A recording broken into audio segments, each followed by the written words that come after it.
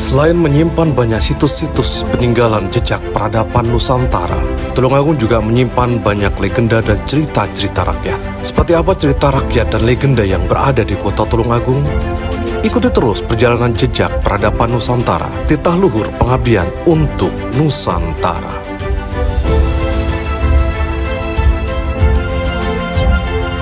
Salah satu legenda yang berada di Tulungagung adalah legenda Gunung Budak Tulungagung, yaitu kisah cinta tragis seorang petapa dan putri ningrat. Gunung Buduk di Tulungagung mempunyai cerita rakyat yang berkembang di masyarakat Tulungagung. Gunung Buduk sendiri merupakan gunung purba yang telah lama tidak aktif serta memiliki tinggi 550 meter di atas permukaan laut. Jejak kawah Gunung Purba teridentifikasi oleh tim geologi dari Pusat Survei Geologi Badan Geologi Kementerian Energi dan Sumber Daya Mineral di bawah lapisan tanah Gunung Budak. Tim tersebut mengidentifikasi struktur batuan dalam volume masif terkubur. Struktur batuan yang terbentuk itu akibat intrusi dari pinggir kawah gunung api purba berusia 20 juta hingga 30 juta tahun yang lalu. Anomali atau ketidaknormalan yang didapati berdasar hasil pemindaian secara geofisika ini berbentuk lorong, diduga kuat merupakan batuan terobosan dari pinggir kawah gunung api purba. Terdapat pula bermacam-macam versi cerita rakyat dan legenda. Tetapi cerita yang masih berkembang hingga sekarang yaitu kisah tentang Joko Budak. Joko Budak adalah seorang petapa untuk tujuan mempersunting keluarga ningrat, yaitu Roro Kembang Suri. Kisah cinta antara Roro Kembang Suri dan Joko Budak merupakan awal dari penamaan Gunung Budak itu tersebut. Diceritakan pada suatu waktu Joko Budak diberi tantangan oleh Roro Kembang Suri, di mana Roro Kembang Suri memberikan syarat jika Joko Budak dapat menyelesaikan laku tapa selama 40 hari 40 malam di gunung yang saat itu disebut Gunung Budak, maka Joko Budak akan layak untuk disandingkan dengan Roro Kembang Suri. Setelah menerima tantangan dari Roro Kembang Suri, Joko Budak berangkat ke gunung yang dimaksud Roro Kembang Suri dengan posisi bertapa menghadap laut selatan. Waktu berlalu, hingga Roro Kembang Suri khawatir terhadap Joko Budak yang ternyata Roro Kembang Suri juga memiliki perasaan mendalam pada Joko Budak. Berangkatlah Roro Kembang Suri ke gunung dan berniat untuk memanggil Joko Budak dari tempat pertapaannya. Setelah Roro Kembang Suri menemukan tempat pertapaan Joko Budak, Roro Kembang Suri memanggil Joko Budak yang sedang bertapa dengan suara keras. Tetapi Joko Budak tetap menghiraukan, bahkan tidak mendengar suara dari Roro Kembang Suri.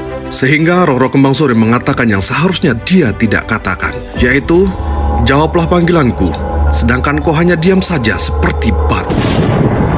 Setelah Roro Kembang Suri mengatakan hal tersebut, fenomena yang tidak terduga terjadi.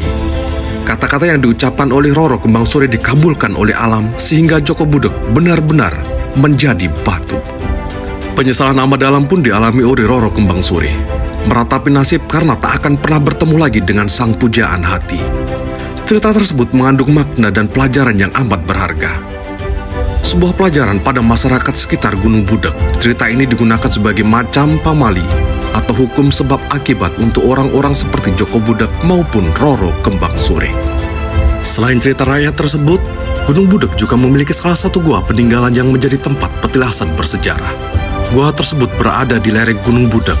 Masyarakat familiar menyebutnya dengan Goa Tritis. Dipercaya, Goa Tritis merupakan salah satu petilasan peninggalan zaman Majapahit. Lokasinya berada di lereng Gunung Budak, Kecamatan Campur Darat, Kabupaten Tulungagung, Jawa Timur. Gua ini sering juga disebut candi dengan luas kurang dari 2 meter persegi. Istilah Tritis lebih mengacu pada istilah pinggiran atau teras jika dimaknai dalam bahasa Jawa. Kondisi ini sesuai karena lokasi Goa Tritis berada di tepian pinggiran bukit. Konon Goa Tritis dalam sejarahnya pernah digunakan sebagai pertapaan Ratu Gayatri, yaitu nenek dari Raja Hayam Wuruk. Goa Tritis menyimpan misteri penting sebagai salah satu saksi bisu peradaban zaman dahulu. Goa ini telah ada sejak masa Hindu-Buddha dengan susunan bangunan kecil dari batu bata. Pintu pagar Goa Tritis terdapat pada sisi kanan, ditemukan banyak arca kecil dan candi di komplek goa tersebut. Jika berkunjung ke Gua Tritis terdapat arca yang disebut Dewi Parwati dengan bukti tahun 1082 Saka. Terdapat juga air mata yang mengalir di dekat kompleks Gua Tritis dengan jarak kurang lebih 300 meter. Bentuk Gua Tritis seperti ceruk dengan kumpulan benda bersejarah. Lokasinya berada di tengah antara puncak Gunung Budak dan area pemukiman desa Tanggung di Kecamatan Campur Darat. Gua Tritis termasuk salah satu benda cagar budaya yang telah diresmikan oleh pemerintah Provinsi Jawa Timur. Peresmian ini dilakukan pada tahun 1996 oleh Balai Pelestarian Peninggalan Purbakala Jawa Timur. Hingga kini, Gua Tritis menjadi salah satu petilasan sekaligus cagar budaya di Kabupaten Tulungagung yang harus dilestarikan. Gunung yang tepatnya terletak di Desa Tanggung, Kecamatan Campur Darat ini, konon keindahannya tak kalah jika dibandingkan dengan Gunung Ijen, Gunung Wilis, dan Gunung Kelut. Gunung Budak memiliki pemandangan yang eksotis dan berubah-ubah tergantung musim. Jika musim penghujan tiba, bukit ini akan sangat hijau. Namun Gunung Budak tiba-tiba akan tampak sangat gersang dan kering saat musim kemarau tiba. Dari puncak Gunung Budak kita juga dapat menikmati sunrise atau matahari terbit. Wisatawan dapat memandang wilayah Tulungagung yang mulai disirami sinar matahari. Gunung Budak bukan hanya bisa didaki demi memandang sunrise, namun juga sunset alias matahari terbenam karena memiliki dua puncak, yaitu puncak timur dan puncak barat. Hingga saat ini patung Joko Budak yang dianggap sebagai bukti cerita rakyat masih berdiri tegak dan kokoh di Gunung Budak.